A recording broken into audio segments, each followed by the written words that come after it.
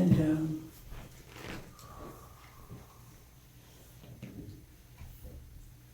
he's telling us what a powerful time it is now this year. And we're so glad a baby is here.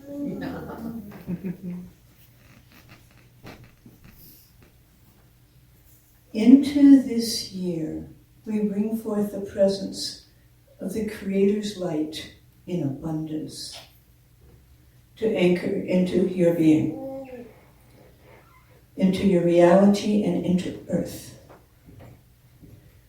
The capital blaze of capital light, the blaze of light, as it is known, is the answers to your prayers and requests of help for the earth as well as all beings. The wave of light traveling through the inner planes from the Creator with the purpose of touching every soul wishes to amplify the light already present. As a magnification of light takes place, so the vibration of the planet will rise. People will create more light as they are able to see and sense the presence of light within themselves and others. So people will create more life as they are able to sense the light in themselves and others. So we can run with that, guys. With the growing presence of light. So negativity and fear will both try to battle against the light and dissolve, allowing many to see the power of light. So as the negativity and fear rise to do battle against the light, it will dissolve, allowing many more of us to feel the power of light. It is time to recognize the power of the Creator's light, and most importantly, its purpose within our being in the world. New vibrations, frequency, and wisdom are threaded into the blaze of light. New vibrations, frequency, and wisdom are threaded into the blaze of light. It's available for all of us to access and download. So as we're sitting here and I'm passing this information on right now, we are open to the blaze of light coming in, carrying frequencies, codes, vibrations for us. They hold the purpose of reawakening old sacred information, skills, and abilities. Old sacred information, skills, and abilities, while also returning the presence, the experience, and the awareness of the divine to earth. So it's bringing the awareness of the divine to earth again. So, simply stating our intention or making a request to our guides and our soul will enable us to open our being and awareness to any of the shared insights into the shift. So, here's what we can do. Taking time to be with the light within us, accepting and acknowledging the presence of light will bring us much illumination. So as we sit here, we are acknowledging the presence of light within us. And it's valuable to hold the intention of feeling the light in meditation, to receive it and download this blaze of light. We are opening to the blaze of light right now. Now, a little more information. I wish to make you aware of a purpose held within this 2020 blaze of light. It is a gift from the Creator that has been intertwined into the light frequency so everybody can access it. So it won't come just to us who are on the path already consciously. It's going to come to everybody. And the gift that Metatron wants us to be aware of is that it's known also, besides the blaze of light, as the golden elixir of life. This energy is known as an elixir because when it's synthesized into our physicality, when we bring it in and synthesize it, it has the ability of grounding all we need, all we require to support us. This is not necessarily what your mind believes you need. There's a big one, of course. Not necessarily what we believe we need. It is what our soul and higher self believe will support us. To receive support is valuable, especially when it can bring into manifestation all we need and require. However, it is good to contemplate and try to bring in understanding to how we will be and experience ourselves when we're fulfilled. So we are asking for understanding, and we're open to what's for our highest good. And all that we need can be grounded into our being and reality. As we do this, we begin to connect into the powerful gift in this existence of the 2020 light blaze. Another piece now. There's no need to understand this mentally. I, Archangel Metatron, am simply inviting you to feel into this aspect of yourself what is already present in us.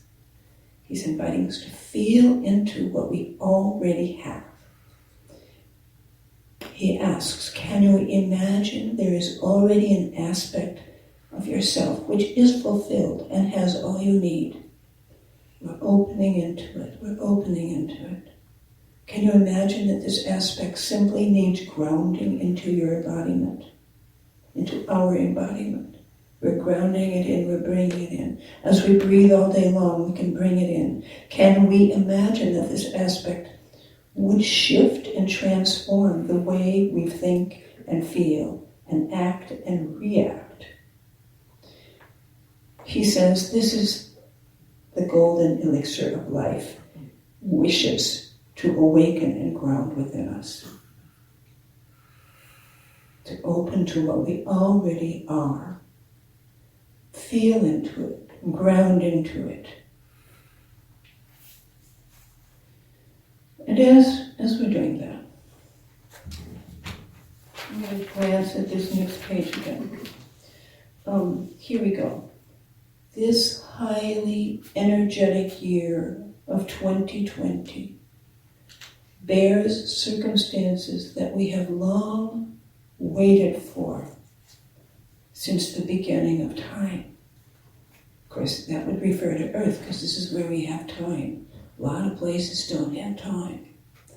What will happen in this year of 2020, the 220s, is that the potential for all that is full of light to continue to rise, and the opportunities for darkness will decrease. The darker it seems to get on Earth, the closer we are to the light. If we're always remembering that, then we can understand what presents itself and why it has to happen. This is a year pointing toward freedom.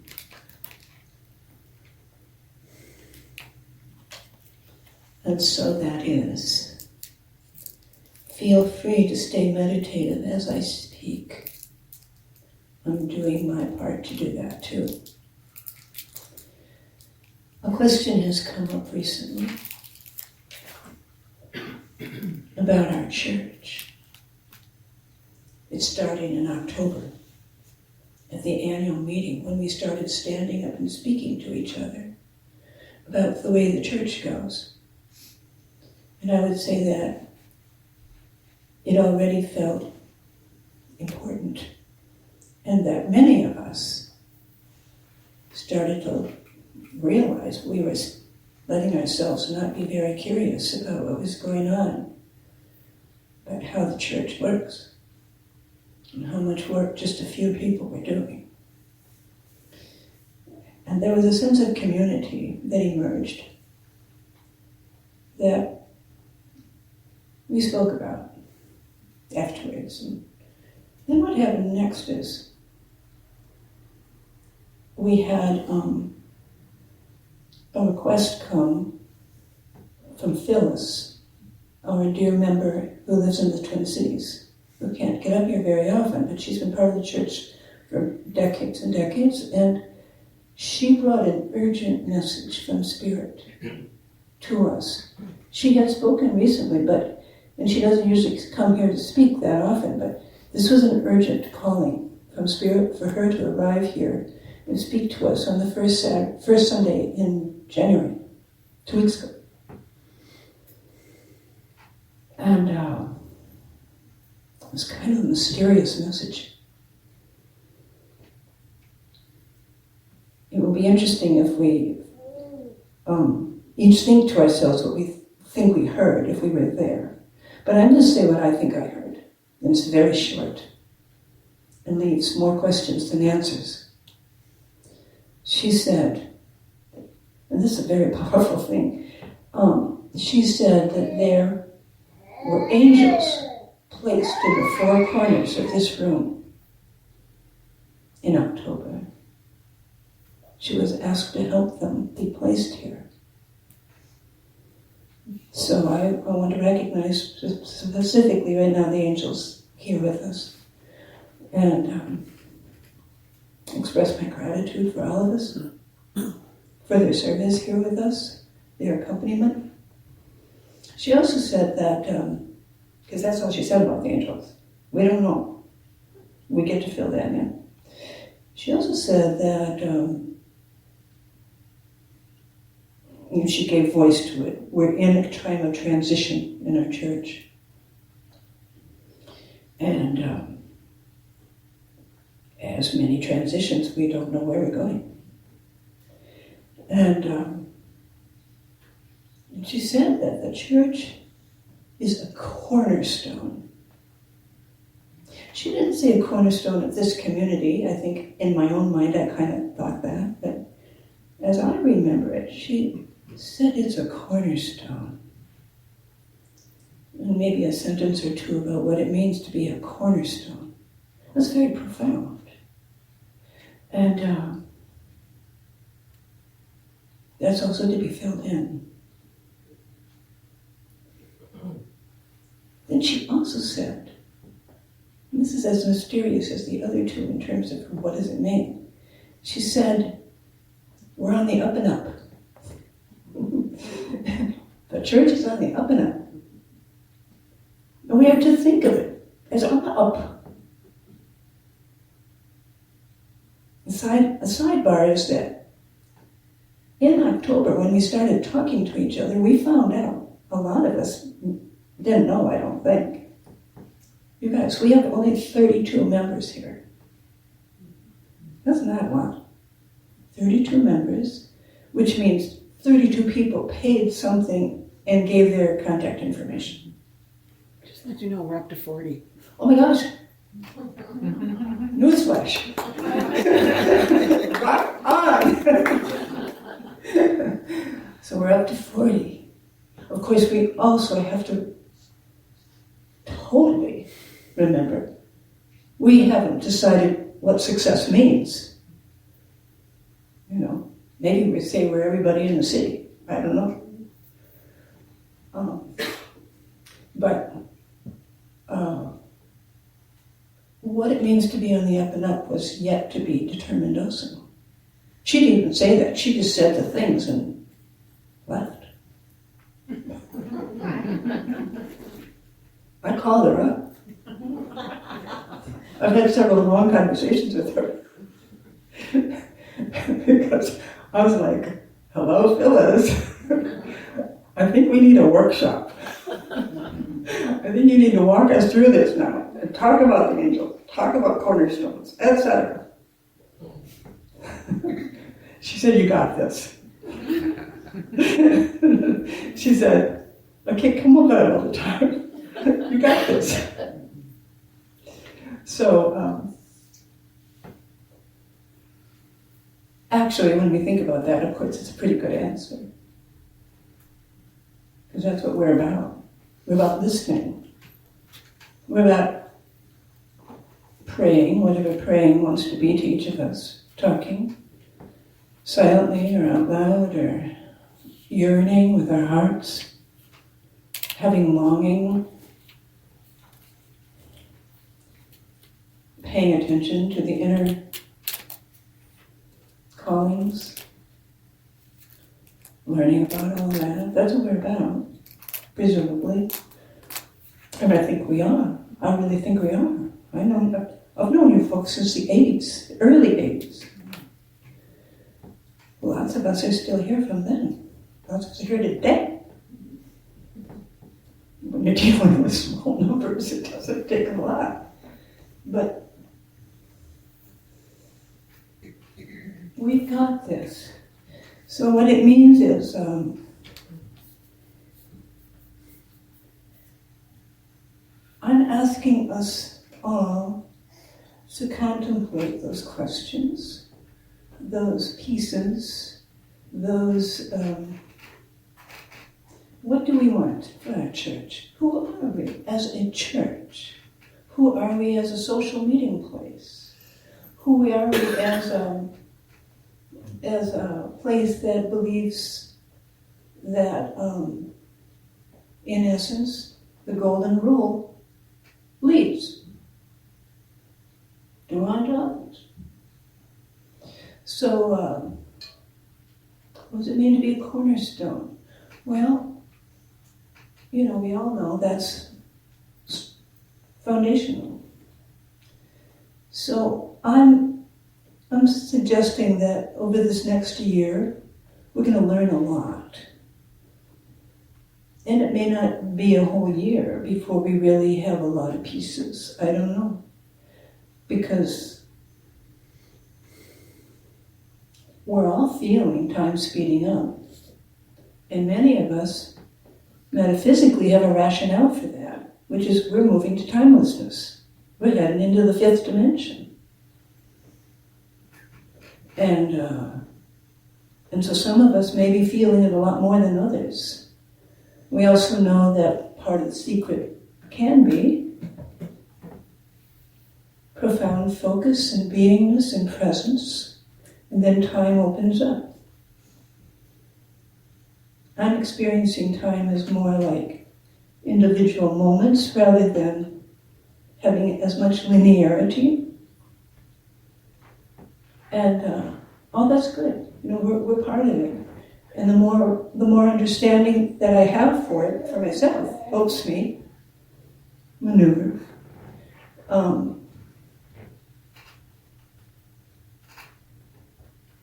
And when I really began to ask myself the questions that Phyllis was implicit in what Phyllis said without even saying, here's your da-da-da-da, here's your list. No, she didn't say it, she just reported. Well, when I began to think about that for myself and time and our numbers and our history, and I want to right now acknowledge our history includes the amazing lineage of the Rev, who I think, was it 50 years he was here or more? And that's why we have officers and not a minister or a pastor, because he was irreplaceable. That's what the search committee found out when he started looking for somebody to take his place when he finally was ready to retire. And so then that means sort of we're all it. And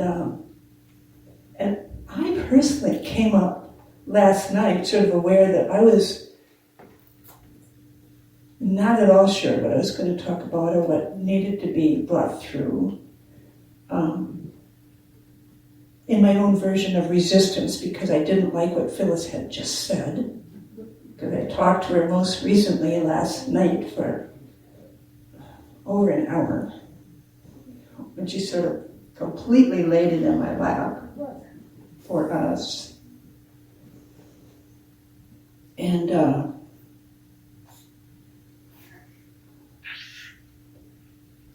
I think we all get to think about that. And we're going to have the meeting, the community meeting, which did come out of October, that we were going to do this 4 times a year. And he said once a year, because we used to just have an annual meeting, right, once a year. And so right away, we said 4 times a year. And so this is number 2. Mm-hmm. Well, actually number 1 of the new year. Right. Okay, so next week, we're all going to be here, and really, you guys, there's a lot of you here today. This is looking good, considering the storm we just came through, right?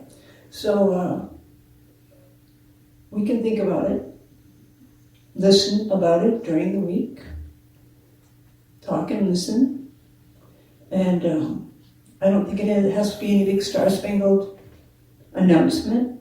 I think we're feeling our way as a group, and we have an opportunity to see what a community, a spiritual community, how we want to act in shaping, in talking, in communing with spirit about what is our potential. And I think it's time for a poem. All week, without me remembering what this one was, this one wanted to be seen by me, so I dug it up. But I'm going to start with this one. I love this one. And this is, I'm going to do it 2 times. It's short. And it really has a message. All my poems are not written. They're only received. And they're received, I believe, from nature. And so it's a gift for all of us when it comes through. It's not, and no more important than other gifts that come through for lots of people. This one starts like this, and it was written on New Year's Day in 96, written down.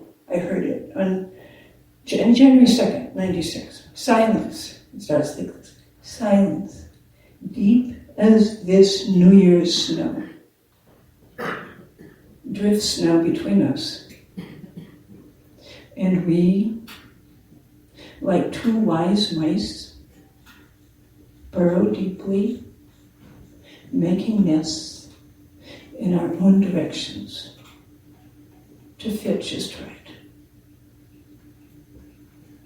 Trusting summer's green expansion to return.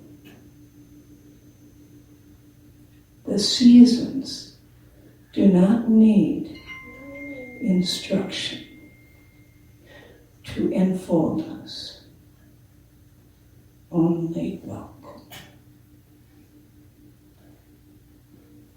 We can put that template right over our conversation here at church. The process of the turning in, the process of the turning out, the solitude, the expansion, the deep nesting, the wide open green and blue. It says everything about trust. It says everything about willingness. Trust and willingness, they're pretty good ones. So we're going to do it again. Silence. Silence, silence, silence. Deep as this New Year's snow drifts now between us. And we, like 2 wise mice, burrow deeply, making nests in our own directions to fit just right, trusting summer's green expansion to return.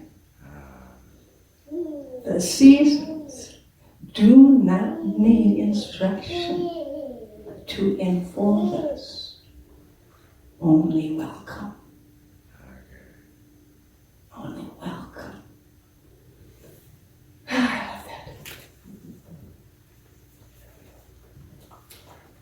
Now, this one you've heard before. You may have heard any of these before. There's only 3 that I brought. This one really always speaks to us. Always. It always talks the truth. This one is short. And the whole clue to it is in the quote from Marge Piercy at the beginning that says, we're going to love this, you guys, we seek not rest, but transformation. We are dancing through each other as doorways. Doesn't that just knock it out of the park? We seek not rest, but transformation. We are dancing through each other as doorways. Okay, now we're going to go with this. This is a really good one. It's called All My Relations. Can I feed on you like a shark? Instinct driven to red, glowing wildness. Booming, silent calls have summoned us here to dance our mirror. Go blind or refine. This brilliant potential we volley in each glance.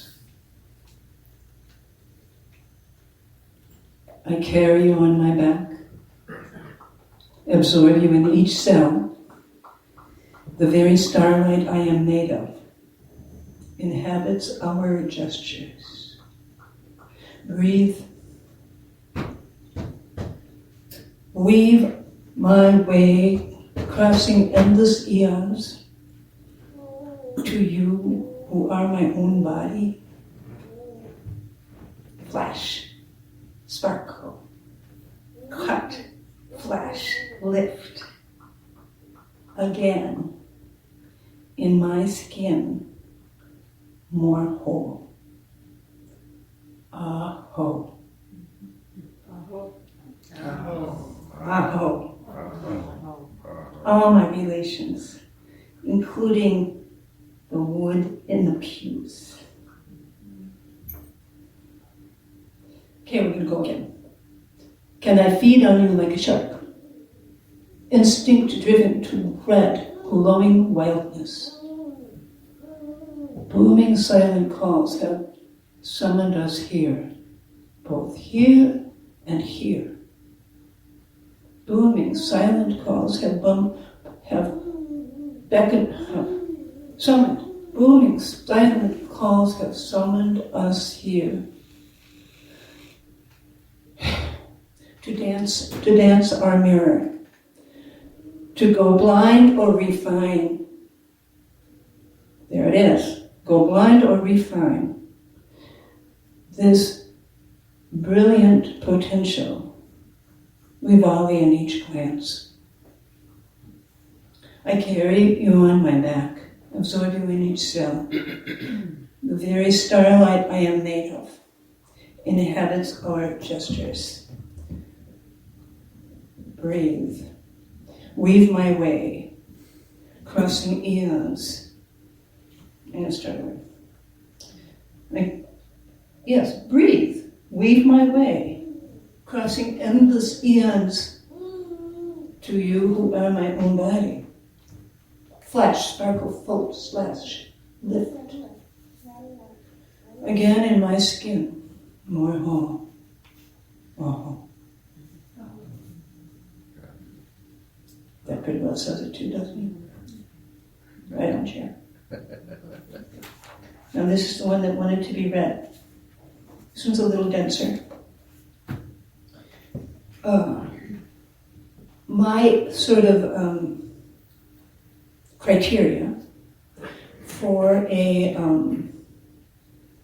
message coming through in the form of a poem is that when we're speaking to another person, and often to a beloved, which so much of our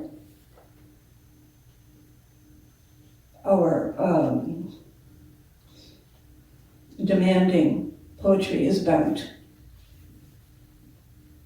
that bond that fizzles with electricity, it takes so much of us.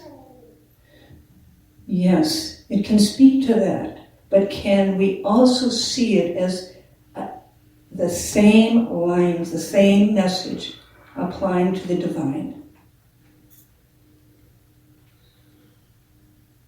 So here we go. You are strong wind. I am the meadow. We are a Chautauqua. And my body is not taking this for granted. It tugs and leaps, aches, longing with your leave. If I do not see you, if I do not see you soon, next in my mirrored back, following me everywhere, if you are not steadily before my eyes, yet always beside me, your hand pulsing ocean strong, your hand pulsing ocean wave strong, holding mine, I shall slide down.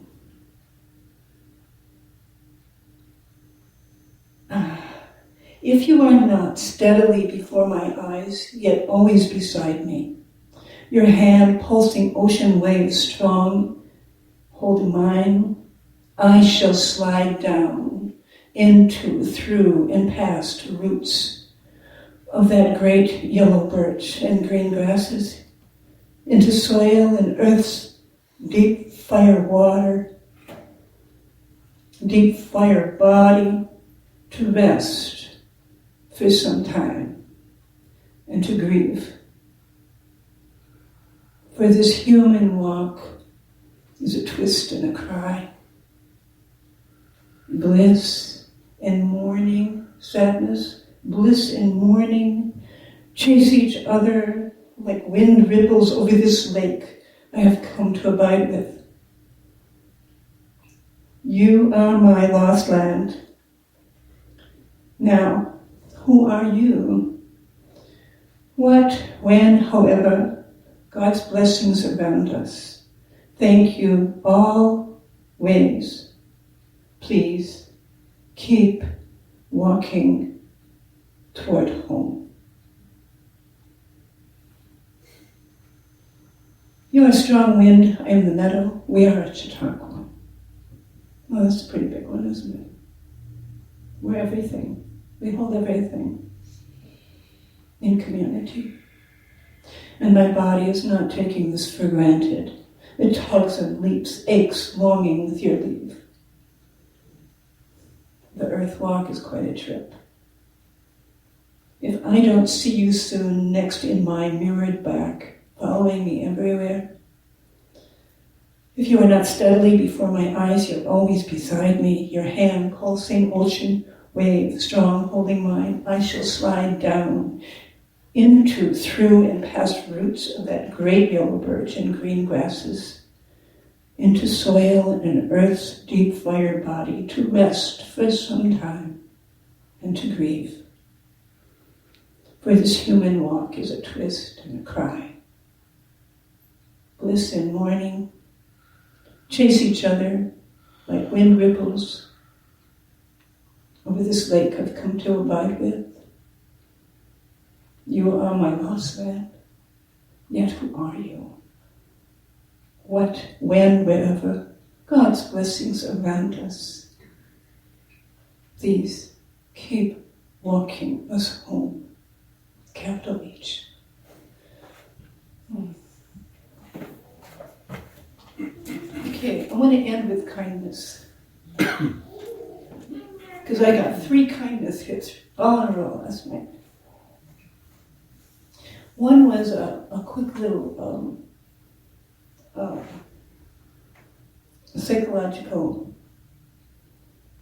emails that help us learn about working with ourselves.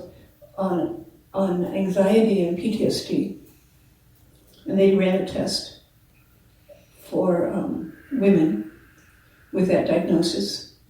And it was they did it for 1 month. And the support group was given some health information, sort of classes on health, not the support group, but the monitoring group. But then the test was on people to do 2 secret acts of kindness a day.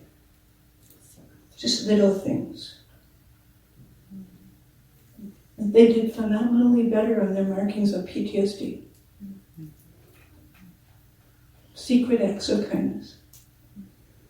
Kind of like that old one, random acts of kindness.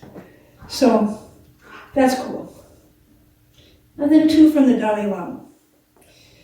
One I cut out of a paper back in the 80s. I didn't even know what it meant yet. But I taped it into my day book. And it said, my true religion is kindness. Dalai Lama. I didn't know what to do with that yet. But I loved it. It called me. My true religion is kindness. And now we know, we often hear this beautiful one of be kind whenever possible. It is always possible. I love that. So, thank you. We leave with the calling to reflect. What does it mean to have this church? Is it even a church, or is it a social meeting grace? A grace. We don't know. If we really open ourselves, we can see, we can explore. And next week will be our next time that we can do some of that. And as usual, I want to say, I love everybody. Thank you.